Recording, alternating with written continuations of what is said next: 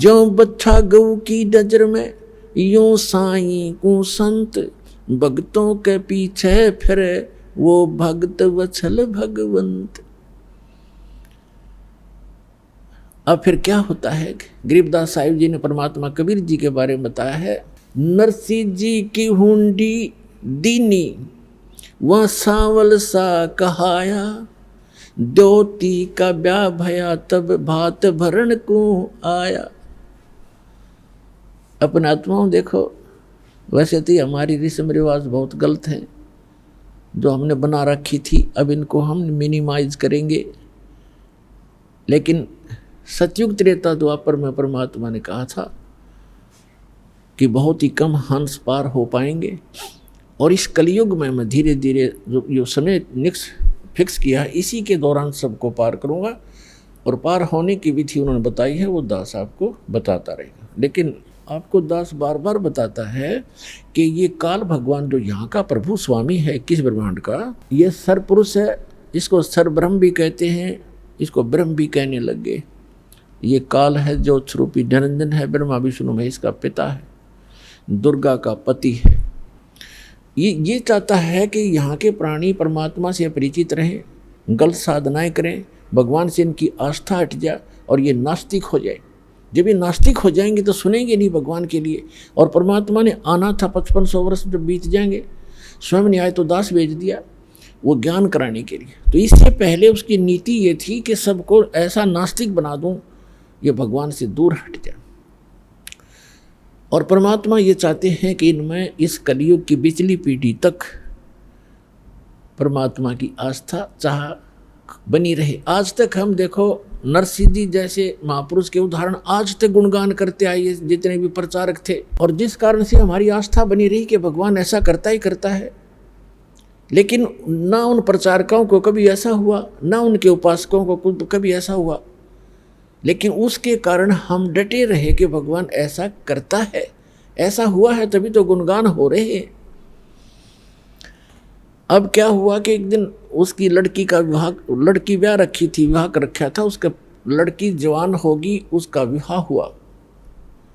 उसके विवाह के लिए लड़की आ गई बात नौतन, यानी अपने पिता, ऐसे रिवाज बना रखी अपन ने, तो ये रिवाजें अच्छी नहीं है, फिर भी भगवान ने दुखी होना पड़ा, उसके लिए भी बहुत कुछ करना पड़ा। अब उसकी लड़की आई और पिता से कहा, पिताजी आपकी ज्योति का विवाह है, इस दिन बात है, आप आइएगा।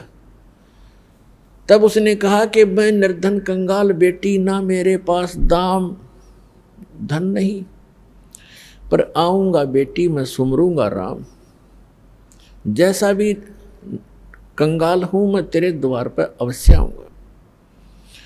लड़की चली गई। लड़की जैसे वहाँ प्रतिफल में कुछ दिया करते हैं, बेटी जावे भात नौत का कुछ नहीं दिया। इसको देखकर उसकी सास, लड़की की सास ने बहुत कुछ उलाहने दिए, लड़की को बहुत बुरा भला कहा कि उसने नाश कर दिया, सारी संपत्ति लुटा दी, कंगाल होकर बैठ के हमारी बेइज्जती करवा दी, कदे कदे हमारी इज्जत शिखर में थी। अब लड़की बोल रहा क्या, बेचारी सब्र का घूंट आंसू में टपकाने लगी, बैठ गई एक तरफ जाकर। अब नरसिंह चिंतित हुआ कि कैसे वहाँ पहुँचेंगे, कौन मेरा साथी होगा। यदि वो सेठ होता और भात आ जाता, उसके साथ जाने वाले सैकड़ों इकट्ठे हो जाते गांव नगर के आदमी, और उस दिन कोई नहीं आया। उनके पास कुछ अंधे सूरदास आया करते थे, नरसिंह जी की झोंपड़ी पर बैठ जाते थे, सत्संग करते थे, विचार विमर्श करते थे, फिर चले जाते थे। उनमें एक शिक्षण नाम का बुद्धिमान था सूरदासों में। उसने कहा कि आज नरसिंह तेरी बात में कसक नहीं, तेरी आवाज़ में कोई चिंता टेंशन बन गई। उसने बताई कि ऐसे ऐसे लड़की आई थी और ज्योति का भात आ गया है और ये चिंता बन गई मैंने। नरसिंह वो कहने लगे, उस शिक्षण सूरदास अंधे ने कहा कि भाई भगवान पर भरोसा रख, दिल ना तोड़े, हम चलेंगे तेरे साथ। ने बोला नगर का कोई साथ नहीं हो सकता। कहने लगे हम चलेंगे सारे के, वो 16 जने थे गिनती में, बोले हम चलेंगे तेरे साथ, चिंता ना करे, कोई बात नहीं, देखी जाएगी जो भगवान उड़ इज्जत हो चाहे बेइज्जती, पर बेटी के द्वार पर खड़े जरूर होंगे चल के। तो वहाँ सफ़र करने के लिए पहले बैलगाड़ियाँ थी, अब बैलगाड़ी उसके पास नहीं, गांव से मांग कर लाया, किसी ने बैल ऐसा दे दिया जो घर से मांगी वस्तु उधारी ऐसे देते थे जो घर से रिजेक्टेड सी हो, किसी से एक बैल मांग गया, किसी से दूसरा, उन्होंने ऐसे दे दिए काम चलाऊ से, निकम्मे से बैल। और बैलगाड़ी थी खराब सी, वह पक्का दिख ले जा सेठिया। अब सेठ ने वही बैल दोनों जोड़ के वह गाड़ी ले ली, बैलगाड़ी, 16 सूरदास उसमें बैठ के वह उसके मित्र। अब गाड़ी चले नहीं, क्योंकि ना तो बैल ढंग से चले, ना उसने चलाने आवे, ड्राइवर कदे रहा नहीं बैलों का, और गाड़ी ऐसे लचर पचर करती हुई चल रही है धीरे धीरे।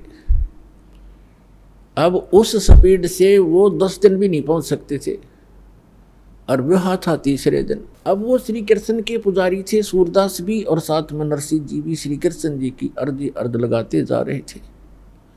वो परमात्मा स्वयं आगे एक कारीगर का रूप बना के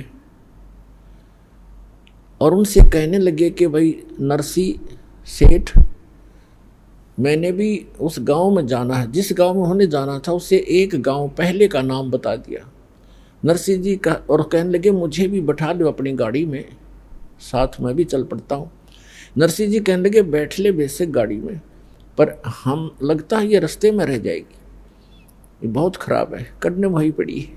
तो उसने कहा कि मैं मिस्त्री हूँ, आप एक बार नीचे उतरो और मैं इसको ठीक ठाक कर लेता हूँ, फिर चलाएंगे। नरसिंह जी ने कहा कि देखो मेरे पास पैसा नहीं है किराए कुछ देने को, मैं तो भगवान के शब्द सुना दूंगा तुझे। तो कारीगर रूप में भगवान बोले कोई बात ना, मैं कुछ नहीं लूँगा आपसे, मैं आपके साथ बैठकर भी तो चलूँगा। अच्छा फिर ठीक है। तो पुण्यात्माओं, ये जितने आज तक प्रचारक हुए हैं उन्होंने श्री कृष्ण जी को सुप्रीम पावर मान के और नरसिंह जी को उसका भगत जान के उनका एक महिमा का शब्द बना रखा है, वो सुनाता हूँ आपको। लेकिन सच्चाई जो है वो दास आपको बताएगा। अब उन्होंने कैसे बताया है, अपनी देसी लैंग्वेज में, हरियाणवी लैंग्वेज में बना रखा है। गाड़ी आले मन बैठा ले, एक बहो गाड़ी थों भाई मैं हार लिया। गाड़ी आले मन बैठा ले, एक बहो गाड़ी थों भाई मैं हार लिया। अब परमात्मा खड़े हैं एक कारीगर के रूप में, सारे इंस्ट्रूमेंट औजार ले रखे, उपकरण आरी भी, ऐसे काटने पीटने की बसोली सारे ले रखे हैं। और क्या कहते हैं, गाड़ी आले मने बैठा ले, एक बहो गाड़ी थाम भाई मैं हार लिया। नरसिंह जी जब न्यों बोले, या गाड़ी मेरी पुरानी है। प्रभु जी फिर न्यों बोले, भाई के मेरे त छानी है। प्रभु जी फिर न्यों बोले, क्या मेरे त छानी है। नाम कृष्णम जात का खाती, ये जानू सारा काम भाई मैं हार लिया। गाड़ी आले मन बैठा ले, एक बहो गाड़ी थाम भाई मैं हार लिया।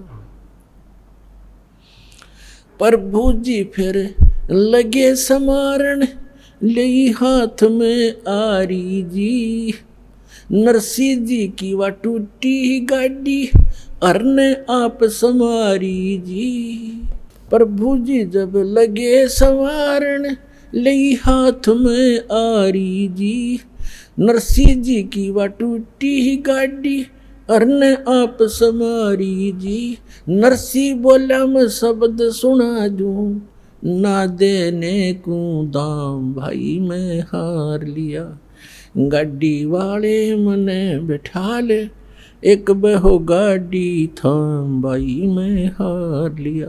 16 सूरदास बैठे गाड़ी में, रटे राम की माला जी। 16 सूरदास बैठे गाड़ी में, वो रटे राम की माला जी। पवन समान गाड़ी चाली, जब भगवान बने गढ़वाला जी। पवन समान गाड़ी चाली, जब भगवान बने गढ़वाला जी। भक्तों का रखवाला जी, वो आपे पूर्ण राम भाई मैं हार लिया। गड्डी आले मने बैठा ले, एक बहो गाड़ी थाम भाई मैं हार लिया। बैलों ऊपर हाथ फेर दिया, बल बैलों में आया जी। बैलों ऊपर हाथ फेर दिया, बल बैलों में आया जी। कई रोज का पंथ विकट था, पल माहे पहुंचाया जी। कई रोज का पंथ विकट था, पल माहे पहुंचाया जी। वो प्रभु खाती चला गया भाई, कर संतों प्रणाम भाई मैं हार लिया। गाड़ी आड़े मने बिठा ले, एक बहो गाड़ी थाम भाई मैं हार लिया। कृष्ण तो रथवान बने, ये कबीर बने रखवाला जी। कृष्ण तो रथवान बने, कबीर बने रखवाला जी। जो सतगुरु के शरणा आगे, वो भगत जीत गए पाला जी। जो सतगुरु की शरणा आगे, वो भगत जीत गए पाला जी। संत करे नहीं टाला जी, परमेश्वर करे नहीं टाला जी। वो सारे सबके काम भाई मैं हार लिया। गाड़ी आले मने बैठा ले, एक बहो गाड़ी थाम भाई मैं हार लिया। इन कथाओं से हमने शिक्षा लेनी है, क्योंकि पहले तो हम बालक थे। हमने कोई कह देता कि ये आसमान बहुत निकट था, दादी अम्मा ने एक सितारा तोड़कर और ऐसे ऐसे कर दिया इसलिए दूर भाग गया, तो हम सारी मान लेते थे ऐसे होगा। अब हम ये बातें नहीं सुनेंगे किसी की कि श्री कृष्ण जी ने ऐसा कर दिया, फलाने ने ऐसा कर दिया। गीता अध्याय नंबर 15 के श्लोक नंबर 17 में स्पष्ट किया है कि उत्तम पुरुष तु अन्य परमात्मा की उदारते, यह लोक धर्म अवश्य विवर्ती अवैश्वर है, जो सबका धारण पोषण करता है, सबकी केयर टेक करता है, तीनों लोकों में सबका वही एक ही मालिक है। वही सब अपने भगत से पहले पुण्य करवाता है, फिर उसके आधार से अब स्वयं ही उसकी मदद करता है। तो कहने का बात यह है कि नरसिंह जी जब न्यों बोले, नरसिंह जी ने कहा कि गाड़ी मेरी पुरानी है, कंडम है, ये चल नहीं पा रही है। तो परमात्मा ने कहा ये क्या मेरी तछानी है, अब तेरा दुख क्या मुझसे छुपा है, मुझे क्या बताना चाह रहा भक्त मुझे पता है, इसलिए मैं आया हूँ। तो पुण्यात्माओं, जब हम भगवान पर आश्रित होंगे, पर हमारा इतनी हिम्मत रही कोई ना कि हम यहाँ तक सेक्रीफाइस कर सके, पर परमात्मा ने दूसरा तरीका अपना दिया कि तुम अपना लगे रहो, एक दिन अवश्य होगा। अब जैसे विश्वास करने के दो तरीके होते हैं, एक तो यूं मान ले कि जो सामने वाला कह रहा है यह बात सच्ची होगी, और नहीं फिर उसके बताए अनुसार कुछ करके प्रैक्टिकल देख ले तो वो भी बात फिर वह सच्चाई तो ऊपर आएगी। जैसे एक किसान था और एक सेठ के पास अपनी फसल बेचकर आता था मंडी में, और उसका आड़ती था पक्का और नहीं जाता था कहीं पर। एक दिन क्या हुआ कि जब वो फसल लेकर गया 2-3 महीने 4-6 महीने के बाद, तो पता चला कि उस सेठ की दुकान बंद है। पूछने से कारण का पता चला कि उसका दिवाला निकल गया, वो अब आड़ती नहीं रहा। तो उसका मित्र भी हो गया था वो बहुत अच्छा। अब उसके पास गया, उसके कुछ पैसे भी देने थे, कुछ उधार ले जाता था उससे सेठ, वो किसान। उसके घर गया सेठ के, उससे पूछा सेठ जी क्या बन गई? भाई बहुत बुरा हाल हो गया, मेरा तो घाटा लग गया एक बिजनेस में बहुत गना, और मेरा दिवाला निकल गया, रोजी रोटी को भी दूभर हो गए, कुछ रास्ता बता मेरे को मित्र। अब किसान को तो अपने ही प्रोसेस का पता था, प्रोसीजर का। कहने लगा भाई मैं तो अपना खेती बाड़ी के बारे में बता सकता हूँ और तेरी मदद कर दूंगा जितना मेरे से हो सकेगी। आप वहाँ खेती कर लो, हमारे गांव में चलो, आपको कुछ ठेके पर, कुछ मैं अपनी ज़मीन बहुत है वैसे दे दूंगा, और आप उसमें बोलो, बीज भी उधारा दिवा दूंगा, उसको ज़मीन को बहाने वाले व्यक्तियों को भी रोक दूंगा, 2-4 महीने तेरे को पैसे नहीं लेंगे, और अपना कर लो आप फसल। उसने सोचा चल भाई ठीक है, जब ये इतना साथ दे रहा तो वो चला गया किसान के साथ। अब किसान ने बताया कि ये 10 एकड़ ज़मीन है, इसको पहले हल से बहा दे, इसका घास खत्म हो जाएगा। घास खड़ा था उसमें, तो उसने किसी किराए के हाली को लिया, उससे बहा दिया। अब कुछ दिनों के बाद उसमें फिर घास हो गया, तो किसान ने कहा कि इसको एक बार फिर बहा दे। उसको कई बार बहाना पड़ता है, अक्सर तरह कुछ ऐसे हैं। उसके बाद समय आने पर फिर उसमें वर्षा होगी, वर्षा होने से पर कहा कि अब इसमें बीज बो दे, गेहूं बो दे। उसने गेहूं बीज दिया या बाजरा बीज दिया। अब वो तो लाला जी था, रोजाना के 200 से 400 रुपये लेता था, गले में तो उठाता था। हर वहाँ चवन्नी नहीं आ रही, रोज़ खर्च ही खर्च हो रहा है, और डेली लिख रहा है। बाई वाले ने लिए 5 रुपये, दूसरी बार लिए 5 रुपये, तीसरी बार लिए 5, 15 रुपये तो खर्च हो लिए उसके। और अर्न इनकम अभी कोई आशा नहीं। जब उसने गेहूँ बीजे, गेहूँ का भी हिसाब ला लिया, बीज 50 रुपये का बीज गेहूँ का, वो भी लिख लिया। उधार थे, देने तो थे ही उसने सोचा बड़ी बात बिगड़ी भाई, आता कुछ नहीं, जा ही रहा है। फिर देखा वो गेहूँ बोने के बाद क्या देखा, खेत में सारे में घास उग गया। उसको पता था नहीं प्रोसेस का, वो सारे में गेहूँ उग गए थे, सारा हरा भरा हो रहा, और वो माथे बात लाए बैठे। उसने ये सोचा था इसमें फिर घास जाम गया, मित्र कहेगा इसने फिर बवा दे। तो किसान भी घूमता फिरता चला गया देखने के लिए अपने मित्र की खेती, देखो कैसी लगी है, बहुत बढ़िया लगी थी। तो उसने पूछा भाई कैसे बैठा है सेठ जी, ऐसे क्यों चिंतित है? कहने लगा भाई मित्र मैं तो जाऊँ अपने घर में, क्या बोला फिर घास जाम गया, इसमें आप कहोगे फिर बवा दे, इसमें 5 रुपये फिर लगेंगे। तब वो हंसा उसका मित्र के नहीं ऐसी बात नहीं है, अब नहीं कहूँगा बहाने के लिए, अब तो ये फसल उगी तेरे, ये फसल है, गेहूँ होंगे। अब उसका ना जच्चे, क्योंकि उसको पता नहीं था कि गेहूँ भी बनेंगे कैसे, इसमें गेहूँ तो मिट्टी में डाल दिए, सारे खराब हो गए। वो तो उनको देख रहा कि गेहूँ तो खराब हो गए। अब कहने लगा तो विश्वास रख। उसको विश्वास यूँ था कि उसका साथी भी ऐसा ही कर रहा था, अक्यों भी ऐसे बोल रहा था, थोड़ा दिल डट रहा था, पर जचा कती नहीं थी। और जब वो परिपक्व हो गए गेहूँ, 40 मन गेहूँ डाले थे 1 एकड़ में, और 40 किलो, और फिर वहाँ निकले काफ़ी 20-30, उसमें ऐसे होते थे 20-30 मन। तो जब वो गेहूँ पक गए, उसमें बाली आली, बाली को उसने फोड़ कर देखा, उसमें गेहूँ थे। ओहो, तब उसको विश्वास हुआ कि सच में जो मित्र कह रहा था आज वो सारी सच्ची पाई। तो अपने आत्माओं, ऐसे ही ये जो ज्ञान है आप प्रथम बार सुन रहे हो, और इस भगवान के विषय में भी आप प्रथम बार सुन रहे हो बहुत से, क्योंकि प्रथम समझो, जिसने अब ज्ञान लिया, यहाँ से उपदेश लिया, वो प्रथम ही समझा जाता है। तो दास जो आपको बता रहा है, दास ने भी वही काम किया है जो आपको समझा रहा हूँ, बता रहा हूँ, और फिर आपके साथियों को भी ये लाभ हुए हैं। तो आप इनको देखकर और इस ज्ञान को आधार बनाकर ये करते रहना, एक दिन विश्वास आप पे हो जाएगा। तो इस प्रकार हम जो साधना किया करते थे वो गलत करते थे।